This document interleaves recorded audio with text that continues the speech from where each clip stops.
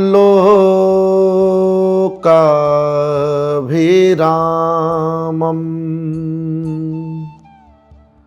रणरङ्गधीरम्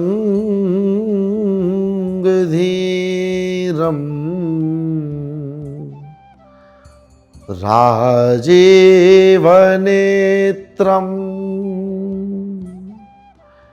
रघुवंशनाथम्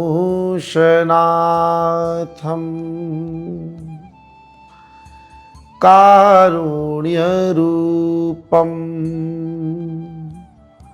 करुणाकरन्तम्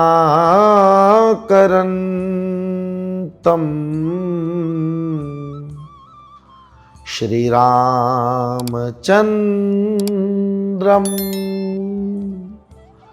शरणं प्रपद्ये। मनोजवं मारुततुल्यवेगम् जितेन्द्रियं बुद्धिमतां वरिष्ठम् वातात्मजं वानरयूथमुख्यम् श्रीरामदूतं शरणं प्रपद्ये। बोलिए रामचंद्र भगवान की जय। श्री बालकृष्ण लाल की जय। सद्गुरु भगवान की जय। नमः पार्वती पतये हर हर महादेव। जय रघुनंदन जय सिया राम। जय रघुनंदन जय सिया राम। हे दुख भंजन तुम्हें प्रणाम। जय मुरलीधर राधे श्याम। गोपी जन वल्लभ श्री भगवान। जय मुरलीधर राधे श्याम। रघुपति राघव राजा राम। पतित पावन सीताराम। जय डमरूधर शिव भगवान। नित उठ तुम्हारा धरूं मैं ध्यान। जय माता भवानी जगदम्बे। जय जग कल्याणी श्री अम्बे। सत्य सनातन सद्गुरुदेव। सत्य सनातन सद्गुरुदेव। अधम उदाहरण जय गुरुदेव। अधम उदाहरण जय गुरुदेव।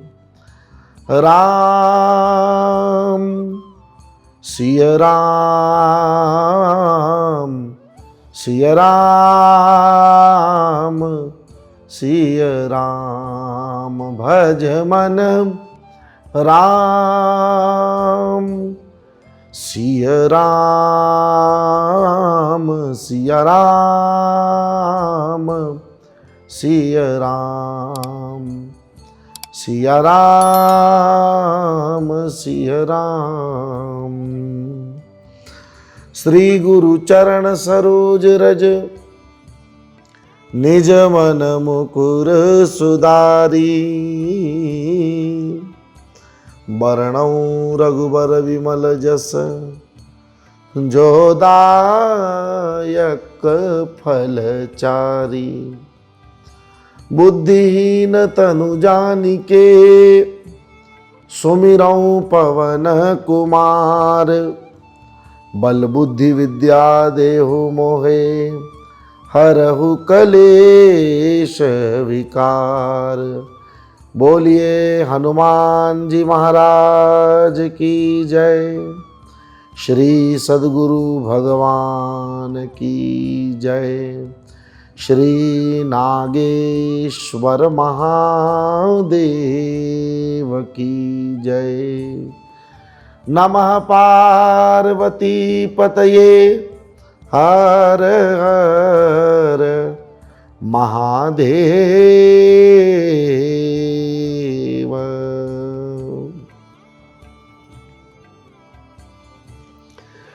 भगवान के परम मंगलमय नामों का आश्रय करने के बाद आज एक मर्तबा फिर ज्ञान वर्षा चैनल के माध्यम से हम और आप फिर एकत्र हो रहे हैं। उसका मुझे हृदयपूर्वक बहुत आनंद है। सर्वप्रथम आज की इस कथा सभा में उपस्थित आप सभी प्रेमी श्रोता भक्तजनों को, जो अपने अपने घरों में बैठकर इस दिव्य ज्ञान वर्षा संवाद का श्रवण और दर्शन लाभ प्राप्त कर रहे हैं, आप सभी श्रोता भक्तजनों को ज्ञान वर्षा चैनल के माध्यम से आज की इस कथा के प्रारंभ में व्यासपीठ से मेरा प्रणाम। आप सभी को प्रणाम। जय सिया राम। पशुपतिनाथ भगवान शंकर महादेव की महती कृपा और करुणा के वशीभूत होकर के आज एक मर्तबा फिर मेरी व्यासपीठ ज्ञान वर्षा चैनल पर अपना सत्संग संवाद लेकर के यहाँ आई है। और कथा गंगा की यही विशेषता है कि कभी कभी आप कथा तक पहुँच पाते हैं और कभी जब आप कथा तक न पहुँच पाएँ तो कथा करुणा करके आप तक पहुँचती है। तो यह ज्ञान वर्षा चैनल के माध्यम से घर बैठे आपको गंगा स्नान करने का अवसर प्राप्त हो रहा है। तो आज की ये जो हमारी बैठक है, आज का जो संवाद का विषय है कि अभी कुछ ही दिनों बाद 2 तारीख को नाग पंचमी का उत्सव सारी दुनिया के अंदर भक्त लोग मनाते हैं। जिनकी भगवान शंकर के चरण कमलों में अनूठी प्रीति है, ऐसे भक्त लोग विशेष रूप से इस उत्सव को मनाते हैं। तो मैंने यूं ही बैठे बैठे गुरु कृपा से विचार आया कि वर्षों से हम भी यह पूजन कर रहे हैं, तो इसका क्या आध्यात्मिक रहस्य है, उसको हम गुरु कृपा से, गुरु कृपा प्रसाद से प्राप्त की हुई दृष्टि से जिस प्रकार मैं देख रहा हूँ, तो मेरे मन में हुआ कि वो दर्शन, वो अनुभव आप सबके साथ शेयर किया जाए। इसलिए आज यहाँ नाग पंचमी के इस दिव्य उत्सव पर उसका क्या आध्यात्मिक रस है, क्योंकि हमारे जितने उत्सव हैं वो सिर्फ ऐसे नहीं है कि बस एक बतौर सेलिब्रेशन या हल्ला गुल्ला करने के लिए या एंटरटेनमेंट करने के लिए ही हम अपने उन उत्सवों को मनाते हैं। उन उत्सवों की गहराई में गहरा गूढ़ आध्यात्म रस भरा हुआ है। इसलिए उसको समझ के उसी लेवल पर जा करके जब हम मनाने की कोशिश करेंगे, यानी यूं मना तो सब लेते हैं, उस दिन विशेष रूप से ये विचारधारा प्रचलित है कि भाई नाग को दूध पिलाया जाए। शिव मंदिर जाते हैं, शिव मंदिर में जाकर नाग पर, शिवलिंग पर दूध की धारा करके नाग का पूजन करते हैं, वो ठीक है, लेकिन आध्यात्म में उसका क्या स्थान है? क्यों नाग की पूजा इतनी विशेष बताई गई और क्यों हम नाग को इस भाव से पूजें? यद्यपि जब हम देखें तो नाग को देखते ही नाग के बारे में विचार करने से भी लोग डरते हैं। हाँ, कोई व्यक्ति सत्ते में आ जाए तो एक मुहावरा भी इस्तेमाल किया जाता है कि भाई क्या हुआ, क्या तुम्हें सांप सूंघ गया है क्या? क्योंकि सांप यदि सूंघ भी जाए, निकट से भी गुजर जाए, तो थोड़ी देर के लिए व्यक्ति की अवस्था बड़ी यानी गड़बड़ हो जाती है और वो भयभीत हो जाता है। तो ऐसे नाग की जिसका विचार या जिसका सामने से गुजर जाना भी हमारे लिए इतना भयावह है, उसी नाग को नाग पंचमी के दिन हम लोग विशेष रूप से पूजते हैं। तो उसका क्या कारण है, क्या उसका सिद्धांत है और हमारा धर्म उसकी पूजा करने का विधान क्यों प्रस्तुत करता है, उसके ऊपर थोड़ा गुरु कृपा से, क्योंकि मेरी जीवन की यात्रा, कथा की यात्रा जब भी शुरू होती है तो मैं गोस्वामी जी के इन्हीं शब्दों को भाव से स्मरण करता हूं कि श्री गुरु चरण सरोज रज, गुरु चरणों की रज से मैं अपने मन मुकुर को, मन के दर्पण को सुधारूं और फिर उस मन के दर्पण में ये जो आध्यात्म उत्सव है जितने भी, उन उत्सवों का अपने मन रूपी दर्पण में दर्शन करके फिर उसमें से जो प्रसादी मिले वो आप तक पहुंचाने का काम करूं।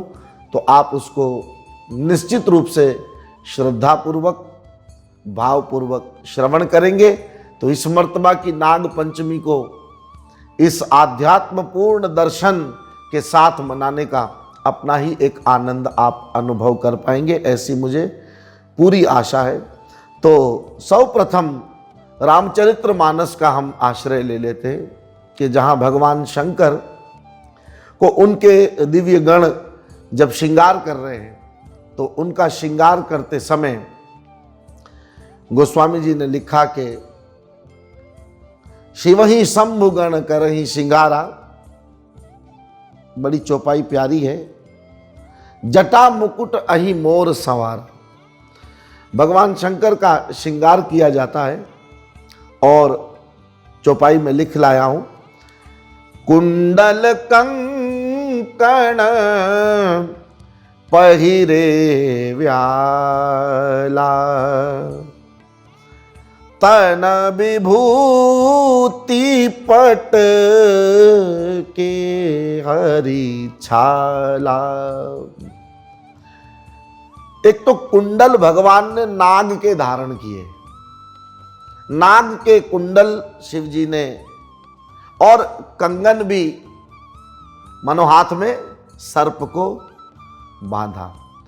तो श्रृंगार में तो आभूषण की महिमा होती है। जब हम श्रृंगार करते हैं तो जेवर, आभूषण माने जेवर, आभूषण की महिमा होती है, लेकिन यहां आभूषण के स्थान पर भगवान शंकर ने नाग को लिया है। अच्छा, कोई स्वागत समारोह हो या कोई अतिथि विशेष, कोई मेहमान अपने घर में आ जाए, कोई साधु संत आ जाए, कोई वडील आ जाए, तो हम उसका साध सत्कार पुष्प की माला से करते हैं। तो पुष्प की माला उस साध सत्कार के निमित्त भी काम आ जाती है, और जब माला किसी को पहना दी जाए तो उसके वो श्रृंगार का भी हिस्सा बन जाती है, उसके सम्मान का वो हिस्सा बन जाती है। लेकिन भगवान शंकर थोड़े विशिष्ट हैं, विचित्र होने के साथ साथ थोड़े से विशिष्ट हैं। उनके हाव भाव को देखकर थोड़ी सी विचित्रता दिखाई पड़ती है, लेकिन उस विचित्रता में बहुत विशेषता है, बड़ी इंपॉर्टेंस है, बड़ा रस है उसके अंदर। सिर्फ उनके विचित्र वेश को देखकर कुछ लोग, कम अकल लोग जो है वो उनकी अवहेलना कर देते हैं। क्यों? क्योंकि उस विचित्रता के पीछे जो विशेषता है उसका हमको दर्शन नहीं हो पाता। वो तो गुरु कृपा से, तभी तो मैंने कहा ना, श्री गुरु चरण सरोज रज निज मन मुकुर सुधारी। वो तो गुरु कृपा से कोई विरला उस विचित्रता के पीछे छुपे हुए विशेष उस तत्व का दर्शन कर सकता है। तो भगवान शंकर ने हाथों में नाग धारण किए, कान में नाग धारण किए, और एक स्तोत्र पूरा इसके ऊपर तो आया। परम वंदनीय, प्रातस्मरणीय जगदगुरु महाभाग आदि शंकराचार्य जी भगवान ने उस पर एक स्तोत्र लिखा, जिसको पंचाक्षर स्तोत्र कहते हैं, शिव पंचाक्षर स्तोत्र, जिसमें भगवान शिव के ये जो पंचाक्षर महामंत्र है भगवान शिव का, कौन सा मंत्र है? ओम नमः शिवाय। इसमें ये जो नमः शिवाय है, उसमें न प्रथम अक्षर, म दूसरा अक्षर, शी तीसरा अक्षर, व चौथा अक्षर, और ये पांचवा अक्षर। तो ये 5 अक्षरों से मिलकर ये मंत्र निर्मित हुआ, इसलिए इसको पंचाक्षर कहते हैं। और क्योंकि ये पंचाक्षर शिव के तत्व के साथ संबंधित है, इसलिए आदि गुरु महाभाग परम पूज्य श्री शंकराचार्य जी महाराज ने इसको शिव पंचाक्षर स्तोत्र या पंचाक्षर स्तोत्र कह करके इसका संबोधन किया। तो उसका जब आरंभ होता है तो मुझे सब में से वो नाग नाग शब्द, सर्प शब्द जो है वो लेने हैं शास्त्रों में से। तो वहां महाभाग जगतगुरु आदि शंकराचार्य जी महाराज ने शब्द प्रयोग किया है। नागेंद्रहाराय त्रिलोचनाय भस्मांगरागाय महेश्वराय नित्याय शुद्धाय दिगंबराय तस्मै नकाराय नमः शिवाय। इस न शब्द ब्रह्म का उल्लेख करते हुए जहां से आरंभ किया है, वहां पहला शब्द लिया है नागेंद्र हाराय। नाग के कंकण है, नाग के कुंडल है, और नाग का ही हार शिव जी ने गले में धारण कर रखा है। अच्छा, थोड़ा सा ध्यान से समझो कि गले का हार हम उसी को करते हैं जिससे हमारा विशेष प्रेम होता है, जिस पर हमारी विशेष कृपा होती है। इसलिए कोई व्यक्ति दुनिया में, दुनियावी दृष्टिकोण से हमें कोई व्यक्ति किसी का बहुत लाडला दिखाई पड़े, तब हम उसको संबोधित करते हैं कि हाँ, ये तो फलां के गले का हार है। मान लो पोता है और दादी उसको ज्यादा प्रेम करती है, तो उसके लिए कहा जाएगा कि भाई हाँ जी, गुजराती में कही दो कि आ तो दादी ना गळानो हार से ने गळे वाळो से, एम આપણે ગુજરાતીમાં કહીશું। તો એવી જ રીતે નાગ ભગવાન શંકરને ગલે વાળો હતો, એટલા જ માટે ભગવાન શંકરે એને ધારણ કર્યો। तो उसके लिए एक कथा यूं प्रचलित है कि ये, क्योंकि ये चराचर सृष्टि परमात्मा ने जो बनाई है, ये चराचर सृष्टि के अंदर एक चींटी से लेकर के परमपिता ब्रह्मा जी तक जब हम देखते हैं, तो इस चराचर सृष्टि के अंदर भगवान शंकर जगतपति कहलाते हैं। गोस्वामी जी ने भी शब्द प्रयोग किया, जगतपति जागे। सती के चरित्र में जब हम देखते हैं, जब भगवान तपश्चर्या में अपनी सहज समाधि में निमग्न हो गए, तो सती ने जब शिव जी जागे, तो वहां यह संबोधन नहीं कि सती के पति जागे, वहां तो शब्द ये लिखा गया कि जगतपति जागे। यानी शंकर भगवान कौन है? जगत के पति हैं, ब्रह्मांड के पति। और एक चौपाई वो भी मेरे स्मरण में आ रही है कि जगत मातु पितु शंभु भवानी, जगत मात पितु शंभु भवानी। भगवान शंकर जगत के पिता हैं माँ भवानी जगत की माता है।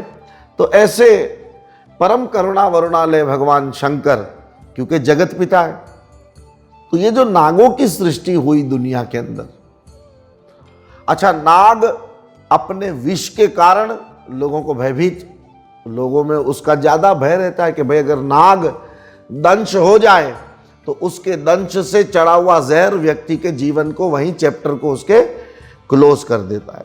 तो लोगों में उसके भय के कारण नागों के प्रति थोड़ी घृणा पाई गई, थोड़ी तकलीफ पाई गई।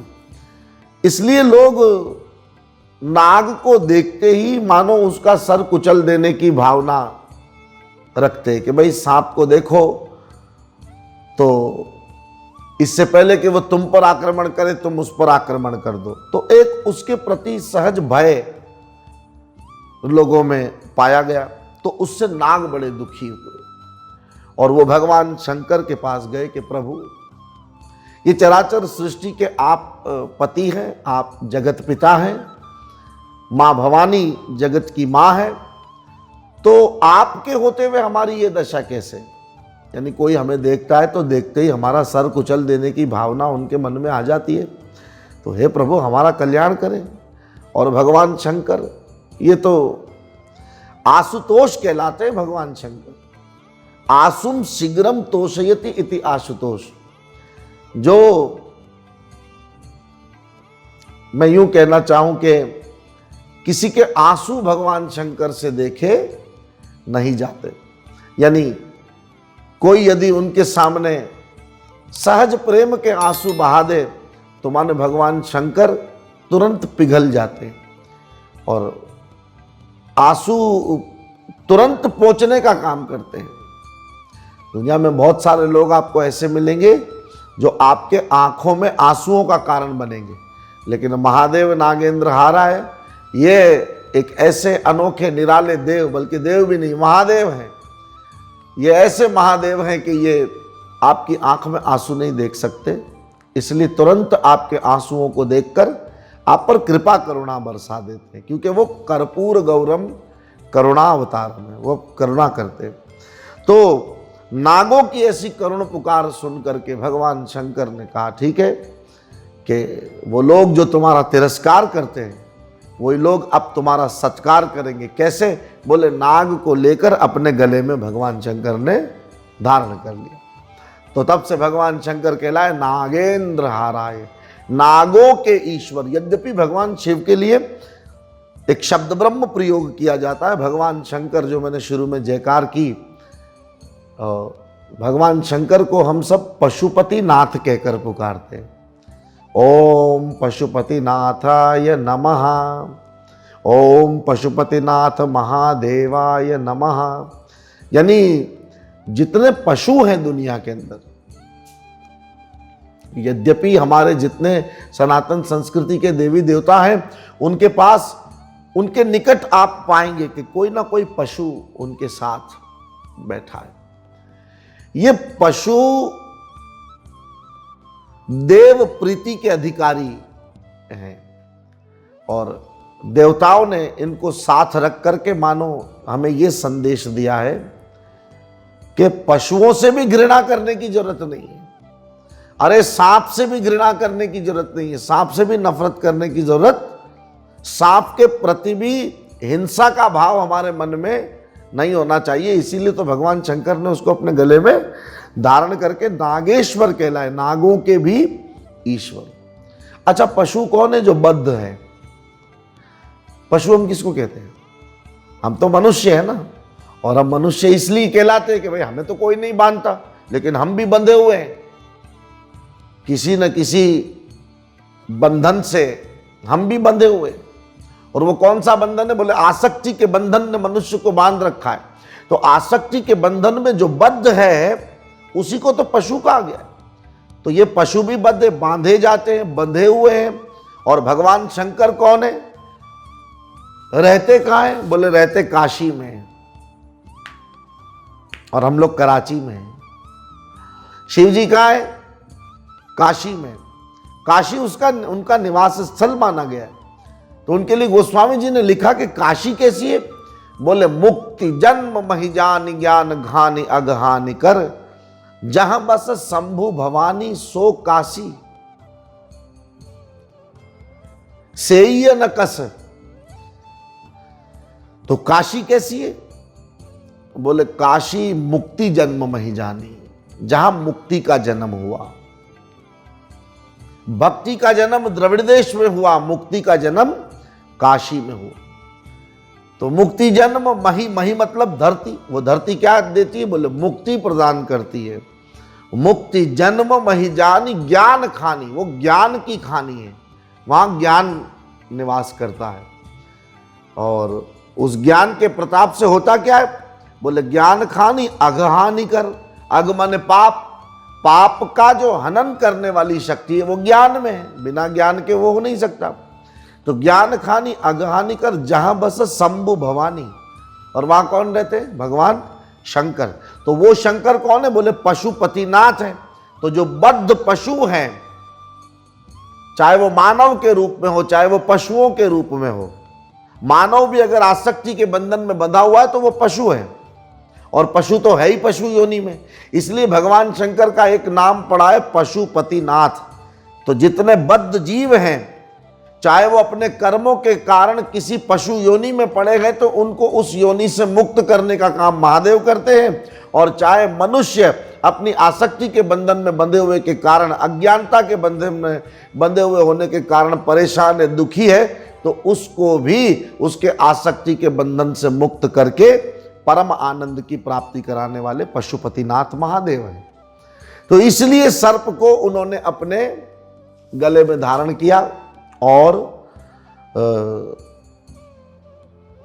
उनके प्रति परम प्रीति का भगवान शंकर ने दर्शन दुनिया को दिया कि देखो आप। अब लोग बोलते हैं कि भाई सांप तो घर में घुसा है तो उसको यूं करो और ऐसे करो और ऐसे करो। वो ठीक है कि जो भी अपना सेल्फ डिफेंस करने के लिए दूसरे को भगाने के कई तरीके होते हैं, ये नहीं कि उसको मार ही डालो। और मार ही डालने की भावना वो हमारे यहाँ बड़ी हानिकर मानी गई है। यानी कि हमारे भीतर सबसे पहले तो कोई द्वेष वृत्ति नहीं होनी चाहिए, उन चीजों के प्रति कोई द्वेष वृत्ति नहीं होनी चाहिए। इसलिए गीता के अंदर भगवान कहते हैं कि अद्वैष्टा सर्वभूता नाम मैत्रीय करुणे वच। इसको पहले ठीक से समझ ले तो ये बात समझ में आ जाएगी। ये जो सिद्धांत है गीता का, इसको ठीक से समझे। इसमें कैसे नागों के प्रति भी भगवान वहां क्या कह रहे हैं, इनडायरेक्टली वे में है, लेकिन वहां भगवान ने शब्द प्रयोग किया है। इसको बड़े बड़े बहुत एहतियात के साथ हम इसको श्रवण करें, बहुत ध्यान से इसको सुने, तब हमें समझ में आएगा, क्योंकि आध्यात्म रस है। अब તમે ગોતશો કે ગીતામાં ક્યાં નાગ पंचमी जिक्र आई हूं, तो ऐसे ढूंढने जाओगे तो ऐसे आपको नहीं मिलेगा, क्योंकि गीता के सार गर्भित रहस्य तो आपको गुरु कृपा से ही प्राप्त होंगे। जो उसके गीता के गर्भ में रहस्य पड़ा हुआ है, बड़ी इतना गुप्त है, गुह्यतमम है वो ज्ञान, और उसी ज्ञान को भगवान प्रदान कर रहे हैं। तो अधिकारी बनकर के हम उसका श्रवण करेंगे। भगवान कहते हैं अद्वैष्टा सर्वभूता नाम। सबसे पहले तो अपने मन में से समस्त भूत प्राणियों के प्रति द्वेष भाव को हमें निकालने की जरूरत है। एक मनुष्य होने के नाते, एक भक्त होने के नाते, और ये भगवान का शब्द गीता के अध्याय 12 के अंदर है। अध्याय 12 भक्ति योग है। भक्ति योग में भगवान ने उन भक्तों के लक्षण लिखे कि ये लक्षण जिसमें पाए जाते हैं वो मेरे भक्त हैं। यानी भगवान को प्रसन्न करने के लिए जो भक्ति करनी है उसका उल्लेख जब करना भगवान ने शुरू किया, तो सबसे पहला शब्द भगवान ने कहा अद्वेष्टा सर्वभूता नाम। सबसे पहले तो जिस मन में मैं बैठा हूं उस मन में किसी के प्रति द्वेष नहीं होना चाहिए, क्योंकि ये सारी सृष्टि मुझसे उत्पन्न हुई है और मैं ही जगत का धाता, माता, पितामह, सब कुछ मैं ही हूं। तो मेरी बनाई हुई सृष्टि को अगर तुम द्वेष दृष्टि से देख रहे हो तो मतलब जो मेरी कला है उसके प्रति तुम घृणा कर रहे हो। तो सबसे पहले तो अपने मन को दूसरों की नफरत से पाक करना है, चाहे वो कोई भी हो। अब उस सर्वभूता नाम, अच्छा देखो, वहां शब्द ये नहीं प्रयोग किया गया कि अद्वेष्टा प्रिय भूता नाम, जो आपको प्यारे हैं सिर्फ उनसे द्वेष ना करो, ऐसा शब्द नहीं है।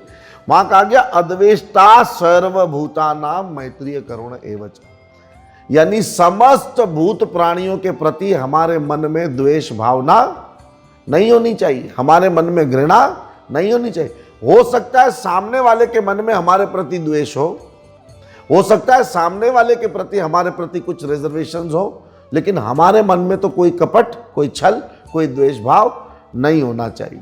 और मैत्री करुण एवच, हमारे मन में कैसा भाव होना चाहिए? बोले मित्रता का। ये फ्रेंडशिप डे मना रहे हैं कि भाई मित्रता का दिवस है, तो उसमें मैत्री का संदेश गीता ने हमें दिया। देखो वहां भगवान कह रहे मैत्रीय करुण एवच, आपका भाव हो मैत्रीय का। दुश्मनी करना हमारे धर्म में नहीं सिखाया गया। हमारे धर्म में क्या सिखाया गया है कि आप किस प्रकार अपनी इंटेंशंस को फ्रेंडली बना सकते हैं और ऐसा व्यवहार अपना बनाए कि आप दूसरों के दोस्त बने, दूसरे को अपना दोस्त बनाए। जैसे विश्वामित्र जी का चरित्र हमने देखा कि वो कैसे हैं, बोले वो विश्व के मित्र हैं। मतलब किसी के प्रति जब मन में शत्रुता नहीं है तो इनडायरेक्टली आप सबके ही मित्र बन गए, नेचुरली आप ऑटोमेटिकली सहज आप सबके मित्र बन गए। तो ऐसी मित्रता आपके भीतर में होनी चाहिए। और अगर आप में किसी दूसरे को तकलीफ पहुंचाने की भावना नहीं है तो आपसे भी किसी दूसरे को, आपको भी किसी दूसरे से तकलीफ कभी नहीं पहुंचेगी। और विशिष्ट रूप से, क्योंकि जो मैंने मेरी जो कोरी आंख से जो देखा है वो मैं बता रहा हूं। सर्पों के मामले, जब तक इस प्राणी को आप नहीं छेड़ेंगे या आपको नहीं छेड़ेगा। हमें हाथे करीन तमे छेड़वा जशो तो पसी तो एना पाए से फूकारो करवानी शक्ति, અને ફૂકારો કરશે એમાં જ તમારું કામ થઈ જવાનું છે। तात्पर्य એવું છે कि जब तक हम किसी प्राणी को नहीं छेड़ेंगे, हम किसी को तकलीफ नहीं पहुंचे, क्योंकि कुदरत का कानून है ये कुदरत का कानून है। यहां तुम जैसा करोगे वैसा भरना पड़ेगा, वैसा ही भरना पड़ेगा। तो सबसे पहले तो अपने भीतर से अपने आप को द्वेष मुक्त कर दो। जब तुम सबके प्रति द्वेष मुक्त हो जाते हो, हमारे उपनिषदों ने भी यही कहा, सहनावतु सहनो भुनक्तुम सह वीर्यम करवावहे तेजस्विनाम बदीतमस्तुम मां विद्विषावहे। तुम्हारे मन में कभी किसी के लिए द्वेष भाव नहीं, तुम्हें क्षति पहुंचाने वाले के प्रति भी तुम्हारे मन में द्वेष भाव नहीं आना चाहिए। देखो भगवान राम मंथरा को उसी पल क्षमा कर देते हैं, जिसके कारण सारा कार्य बिगड़ा, जिसके कारण कैकेयी वर्गलाई गई, जिसके कारण पूरा राज्य तिलक जो राम जी को मिलना था वो न मिल सका और 14 बरस का वनवास, इसलिए उसमें निमित्त बनी मंथरा।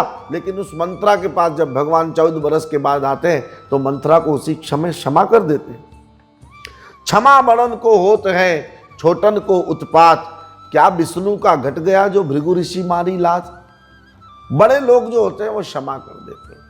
तो मैं ये कह रहा था कि किसी प्राणी को जब तक आप तकलीफ नहीं पहुंचाते हैं तब तक आप देखते हैं कि आपको उस प्राणी से भी किसी किस्म का कोई भय, कोई तकलीफ, कोई मुसीबत नहीं होती। और हमारे यहाँ तो ये कहा गया है कि परहित बस जिनके मन माई, जिसके मन में दूसरे का हित बसा हुआ है। अब उसके लिए हमारे यहाँ कथानक, एक कथा मैंने सुनी है कि एक गांव के अंदर एक बुढ़िया रहती थी और वो बुढ़िया के 7 बेटे थे, जिसमें से 6 बेटों की धर्म पत्नी के प्रति उस बुढ़िया का विशेष स्नेह था, ज़्यादा प्यार लाड था। और एक जो बहू थी घर की, वो क्योंकि बिना माँ बाप की थी इसलिए उसके प्रति बुढ़िया का, जो बूढ़ी सासू माँ थी घर में, उसका स्नेह नहीं था। तो वो जो बहू थी सबसे छोटी, जिसके प्रति प्यार मोहब्बत की कमी थी, शफकत की कमी थी, वो सगर्भा स्थिति का अनुभव कर रही थी, गर्भवती थी। और उसको ठीक प्रकार से घर में ट्रीट नहीं किया जाता था। खाना जब सब खा लेवे तब उसको मिले, मतलब एक तरह से उसके साथ थोड़ी सी डिस्क्रिमिनेशन थी। घर में सब खा ले वे, उसके बाद वो खावे। श्राद्ध के दिन आए और श्राद्ध के दिनों में घर में खीर बनी, खालिस दूध की खीर बनी, बादाम पिस्ते इत्यादि उसके अंदर ये सब मेवे डाले गए। अब इसको चढ़ते दिन और इसके मन में खीर खाने की लालसा कि ये खीर मुझे भी मिले। लेकिन जहां याचना की वहां सासू मां की तरफ से कठोर वचन सुनने मिले, अभी सब्र करो, अभी तो सबने खाया नहीं, जब सब खा लेंगे तो उसके बाद आपको आखिर में मिलेगा। और सब खाए तब तो खूट गया ठाम, देखा जाकर तो खाली था। मन में निराश ना होते हुए मन में इच्छा तो थी, હવે ઘરમાં ખીર રંધાય તો કોને ખાવાનું મન ના થાય।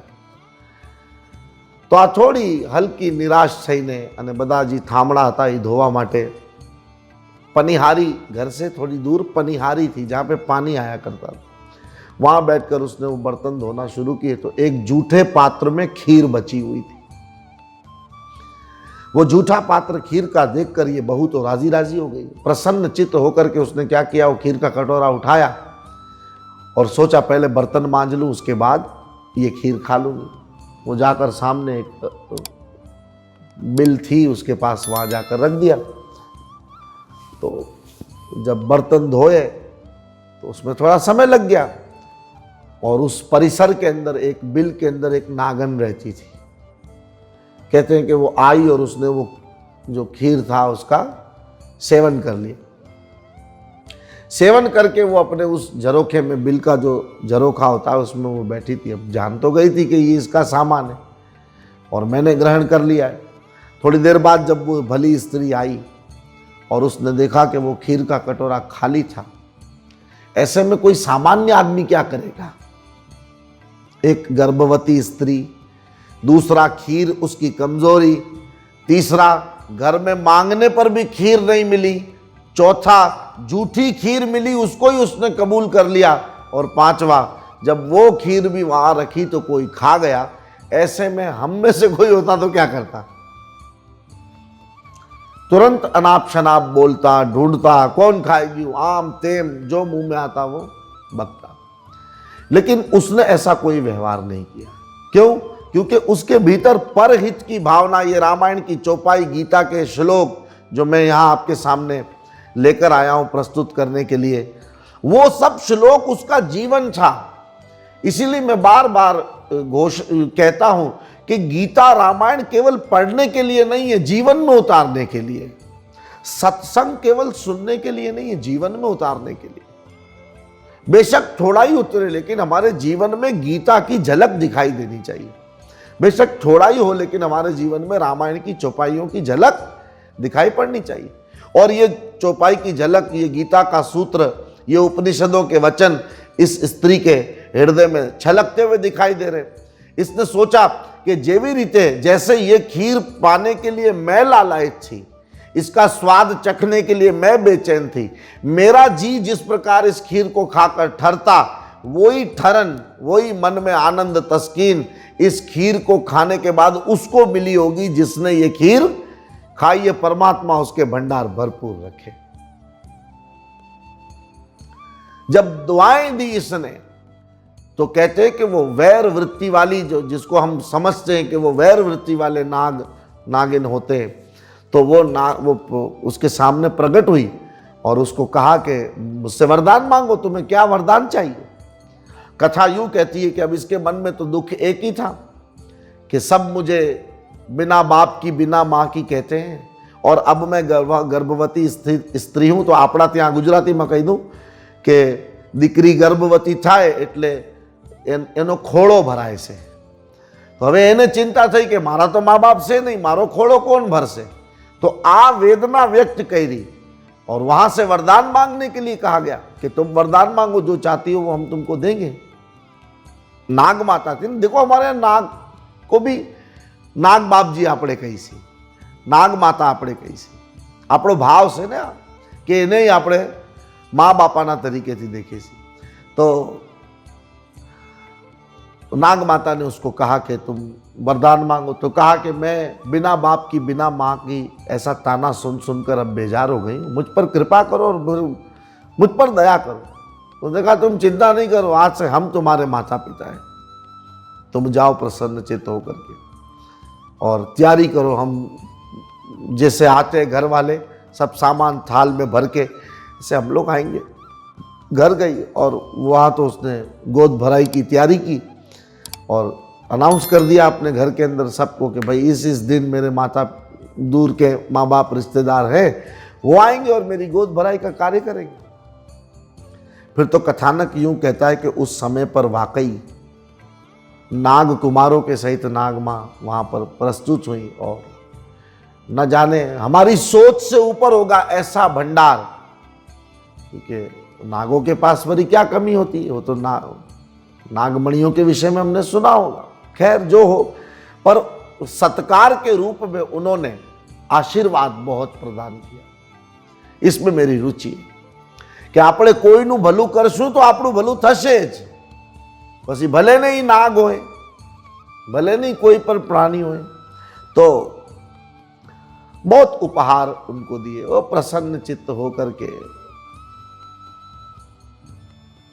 मन इसका खून बढ़ गया अंदर से कि मेरे पर इतनी कृपा। आप हमारे यहाँ बेटी को ले जाते, तो वो उसको लेकर गए और उस बिल के पास जो पनिहारी के पास थी वहाँ जाकर के देखा तो बहुत बड़ा साम्राज्य था, नाग महल था, उसके अंदर उसको ले जाकर के रखा। और फिर तो विस्तृत रूप से ये कथा जो इसमें संकेत है समझने का, इस कथा के बीच में जो समझने का संकेत है वो संकेत ये है कि देखो नाग जो उसने खीर खा ली तो उसके प्रति भी उसने कोई अभिशाप या श्राप नहीं दिया या बुरे भले लफ्ज या कोसा नहीं। मेरा हक कोई खा गया तो मैं उसको कोसू नहीं, परमात्मा से प्रार्थना करूं और ऐसी समझ डेवलप करूं कि ठीक है दाने दाने पर लिखा है खाने वाले का नाम। ये विचार करके यदि हम परहित यदि हमारे मन में बसा हुआ है तो नाग से भी हमको जहर की जगह अमृत मिल सकता है। ये इसमें समझने की बात जो है वो ये कि अगर हमारे मन में भला करने की भलाई की कामना होगी तो नाग से भी हम सुरक्षित हो सकते हैं। और फिर तो भगवान शंकर ने करुणा और कृपा करके नाग को गले का हार बनाया, ये बनाए माने कंगन बनाए, कुंडल बनाए। अब हम संसारी लोग किस चीज में फंसे हुए हैं? इसी आभूषणों में तो फंसे हुए हैं। तो भगवान ये कहते हैं कि देखो ठीक है आभूषण पहनने के लिए है, लेकिन इस संपत्ति को तुम अपना मत मान लेना। जिसने संपत्ति को अपना मान लिया वो संपत्ति नाग बनकर उसको डसेगी। मारू मारू मारू मारू करीने मानस मरतो थई जाइस। तो आ मारू मारू करीने मरजो नहीं। कोण मारशे? बोले जेने तमे मारू मारू करो छो ने ई तमने मारी नाखशे। तो हे प्रभु मारू काई नथी, बधु तारू। मेरा मुझ में कुछ नहीं, जो कछु है सो तेरा, तेरा तुझको सौंपते क्या लागे है मेरा। तो ये भाव मन में रखना चाहिए। मगर अब हम हमारी इंटेंशन हमारी नीयत तो उसी में फंसी हुई होती है ना। अब वो हार शिव के गले में तो नाग का हार है, यानी वो समझते हैं कि ये हार सम्मान का प्रतीक तो है, लेकिन उस सम्मान में अगर फंसे, उस सम्मान में अगर बहुत साधु बहुत सावधान होता है। हार शिव जी पहने, नाग का हार पहने। मैंने भी आपको मना कर दिया पहले दिन के बाद। कुछ लोग सोच रहे होंगे कि पहले दिन हार पिनाया बाकी 8 दिन नहीं पिनाया, तो वो इसलिए नहीं पिनाया कि मैंने ही मना किया था इनको कि नहीं पिनाना, मुझे रुचता नहीं है। अब सबको पिनाना, जितने महात्मा थे उनको ज़रूर, उनको तो फूल हार बहुत ज़रूरी है, कृपया उनको आप, मैं सबके लिए नहीं कह रहा हूँ, लेकिन मैंने अपने लिए कहा कि भाई मुझे आप ये रोज ये माला पे एक तो खर्चा भी हो रहा है, वो ना करो, ठीक है। और फिर कपड़े खराब वो अलग, खैर जो हो, लेकिन हार के चक्कर में कहीं तुम हार ना जाओ। हे हरिहर मैं हार के आया, अब क्या हार चढ़ाऊं, मैली चादर ओढ़ के कैसे द्वार तुम्हारे आऊं। तो हार सम्मान का प्रतीक है। अगर आप सम्मान में फंसे तो वो नाग बनकर के आपका हनन कर सकता है, इसलिए उससे बहुत बचना। गोस्वामी तुलसीदास जी महाराज वर्णन करते हैं कि ऐसे नाग को भी स्वीकार करने वाले, जिसका सब तिरस्कार करते हैं, उसको भगवान शंकर कबूल करते हैं, गले से लगाते हैं और उनका सम्मान करते हैं। तो वो सर्प जो शत्रु की तरह दिखाई पड़ता था, आज उसको हम पूजा के भाव से देखते हैं, क्योंकि वो किसके गले में है? भगवान शंकर के गले में। इसलिए उसको भी तो आपने क्या औचित्य देखा ही जाए ना। आपने एक बना प्रसंग, एक बार हनुमान जयंती का यज्ञ हम कर रहे थे, तो उसमें कहीं से औचित्य पर्वत की गुफा है शिव मंदिर की, तो उसमें से एक नाग निकला, और निकला तो हुड़ू बधू जी पब्लिक अति बदी भीतर भीतर से गई दूर से। तो मैं तो बैठा रहा अपनी जगह पर। तो ये भाव सारा था मन में कि ठीक है भाई, ये तो शिव का नाग है, आप थोड़ा सावधान रहना। लेकिन वो आया, और वो जाहिर है प्राणी है तो उसको भूख भी होती है, प्यास भी होती है, तो हमने खीर का कटोरा वो उधर रख दिया। हमारी इंटेंशन में उसको दुख पहुंचाने की भावना नहीं थी, तो वो दूध पी के अपने रास्ते वो उसको छेड़ करोगे उसके साथ, तो फिर तो जाहिर सी बात है वो तुम्हारे साथ कुछ करेगा। तो जो लोक घृणा की दृष्टि से देखा जाता था, क्योंकि लोग उसको देखते ही मार देते थे, वो शिव ने जब स्वीकार किया तो वो लोक पूजनीय हो गया। तो नाग पंचमी के दिन इस प्रकार का एक भाव है कि हमारे यहाँ, क्योंकि ये कुएं के पास पानी के, जहाँ पानी का पहले के गांव में तो पनिहारी होती थी, तो उन पनिहारियों के निकट ही नागदेव का चित्र बनाया जाए।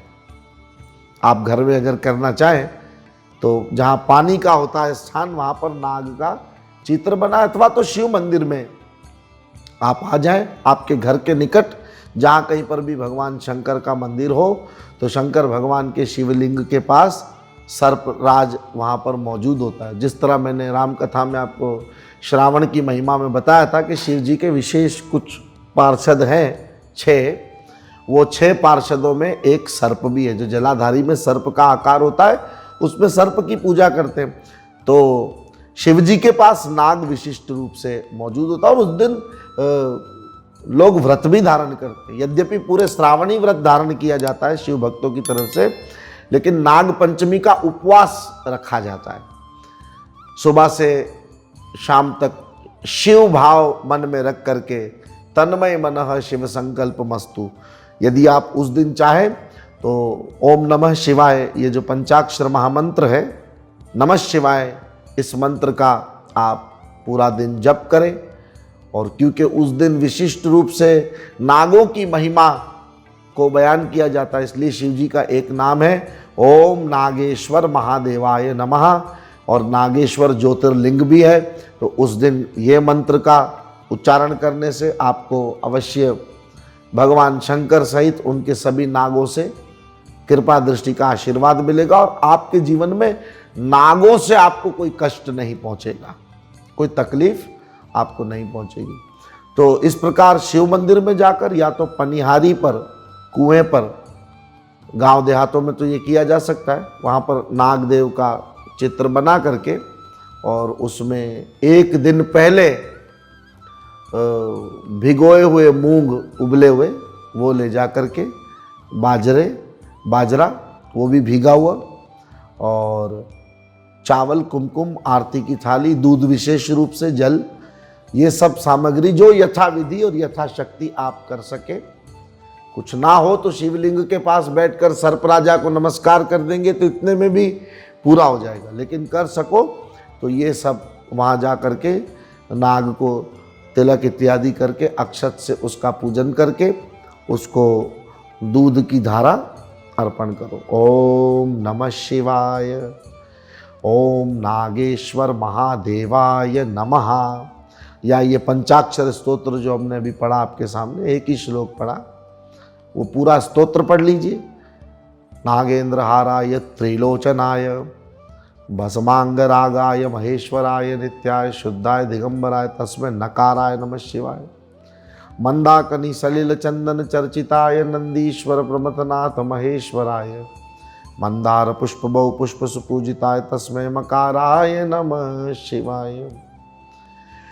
शिवाय गौरी वदनाब्ज वृंद सूर्याय दक्षाध्वरनाशकाय श्रीनीलकंठाय वृषध्वजाय तस्मै शिकाराय नमः शिवाय। वशिष्ठ कुंभोद भौ गौतमार्य मुनिंद्र देवार्चित शेखराय चंद्रार्क वैश्वानर लोचनाय तस्मै वकाराय नमः शिवाय। यक्ष स्वरूपाय जटाधराय पिनाक हस्ताय सनातनाय दिव्याय देवाय दिगंबराय तस्मै यकाराय नमः शिवाय। पंचाक्षरम इदं पुण्यम ये पठेत शिव सन्निधो शिवलोकमवाप्नोति शिवेन सह मोदिते इति श्रीमच्छंकराचार्य विरचितं शिव पंचाक्षर स्तोत्रम संपूर्णम शिवार्पणमस्तु। बोलो नागेश्वर महादेव की जय।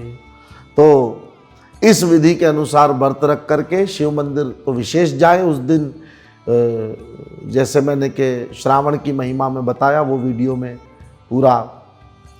पूरे श्रावण को किस प्रकार गुजारना है उसकी विशेष महिमा। पर शिवलिंग पर जल की धारा करिए, और कुछ ना हो तो सिर्फ जल की धारा, नमः शिवाय मंत्र का जप करके शिवलिंग पर जल की आपने धारा की, उससे प्रसन्न होकर कि आप मुझ पर जल चढ़ाओ, मैं आपके जीवन का सारा जहर पी लूँगा, आपके जीवन के सब कष्टों को, सब तकलीफ़ों को, सब मुसीबतों को मैं हरूंगा, ऐसा वादा महादेव का है।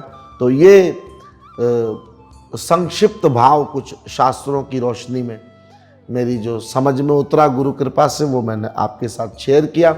इसको जान करके आप नागपंचमी का उत्सव आगामी तिथियों में जो आने वाला है उस पर इसको मनाएं, और विशेष रूप से भगवान शिव के नागेश्वर महादेव स्वरूप का पूजन करके अपने जीवन को कृतार्थ करें। अंत में एक मर्तबा फिर आप सबको प्रणाम। जय सिया राम। हरे कृष्णा कृष्ण कृष्णा हरे हरे, हरे राम राम राम हरे हरे, हरे कृष्णा कृष्ण कृष्णा हरे हरे, हरे राम राम राम हरे हरे, हरे कृष्णा कृष्ण कृष्णा हरे हरे, हरे राम राम राम हरे हरे। बोलो नागेश्वर महादेव की जय, नागराज महाराज की जय। नमः पार्वती पतये हर हर महादेव।